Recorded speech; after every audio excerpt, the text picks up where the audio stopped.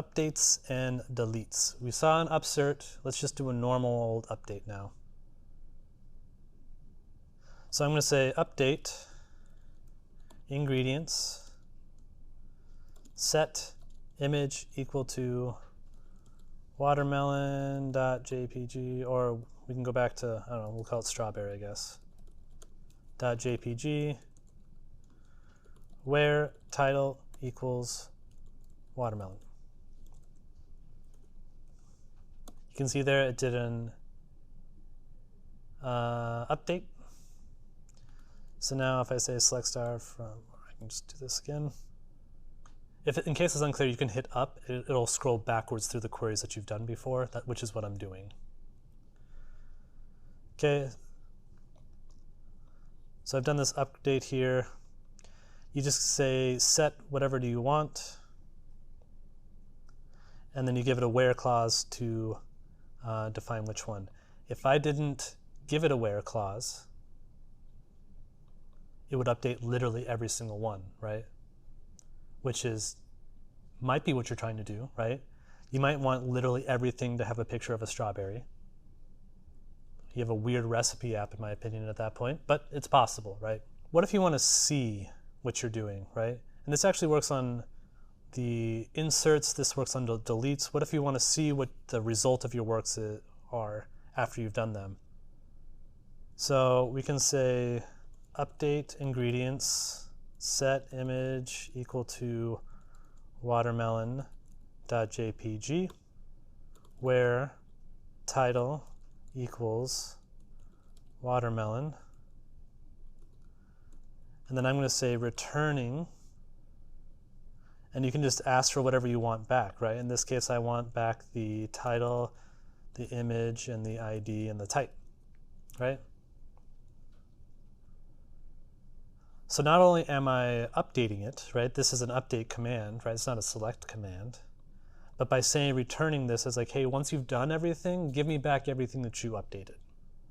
I'm sure you can imagine this being useful. Like, let's say you're updating a user's profile.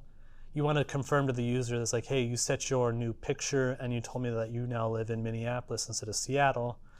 So I'm going to update the database and ask for the new information back so that I can send that back down to the user to confirm to them, your stuff actually changed, I promise, I did it.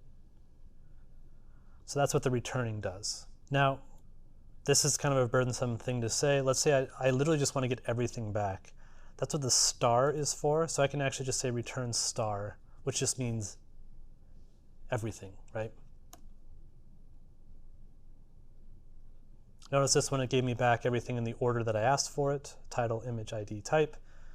This one will give it back to you, I think it's generally in the order that you created it, but I don't think you're guaranteed.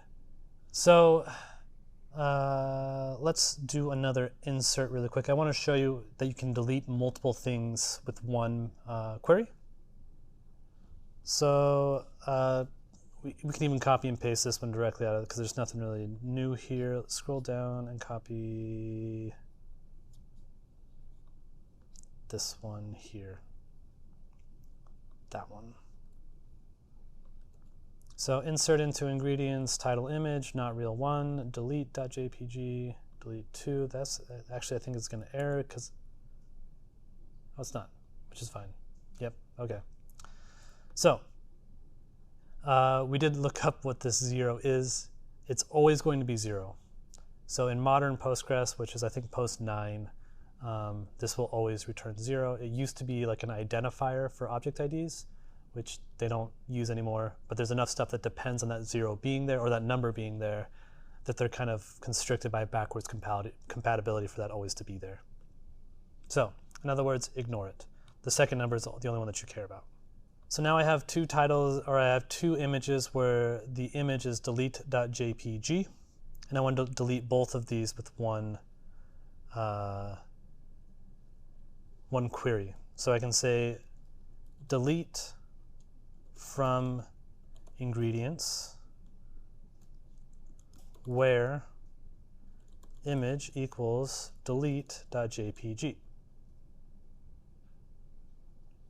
For fun, let's just say I want to return all of them as well. Again, this returning part's optional. It's only if you want to see what was actually deleted. So now I had ID 100 and ID 101, title, image, type, vegetable. So again, that default vegetable is coming from our constraint here from \d ingredients.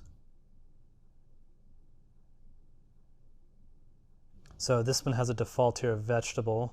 If you didn't delete and recreate the table with me, you probably didn't get this default. In which case this first insert might have not worked. In which case you would just have to go back and add not real, and then you'd have to add another type here of vegetable or meat or something like that. But if you did add the default constraint, then it would work. So just to kind of show you what that would look like, I'm going to put, doesn't matter because we have no constraint on it for it to be valid. And then here you would have to put type. Okay, insert it again, and then we can do the same delete from returning star. And you can see here, notice that we're inserting and deleting here. Here was 100 and 101. This is 102 and 103. It did not reuse those old IDs, right? It's just continuing to increment. So if you delete something, that unique identifier is gone forever. I don't know about you, but like I feel like weird about deleting something and it's like never going to come back. I don't know why I get like nostalgic for that. I don't know if nostalgia is the right word for it. Attached? I don't know. I probably should ask a therapist about that. Like the object permanence of unique identifiers in the universe.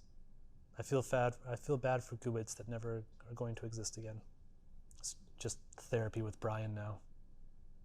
Anyway, so the delete froms are really similar to updates. We just don't have a set in there, right? All you're doing is just you're identifying where you're deleting from. You're giving it some where clause to say like delete these things, so you can kind of pick the things that you delete, and then you can return them if you're interested in seeing what you deleted. Otherwise, it'll just show you the number of delete to, right?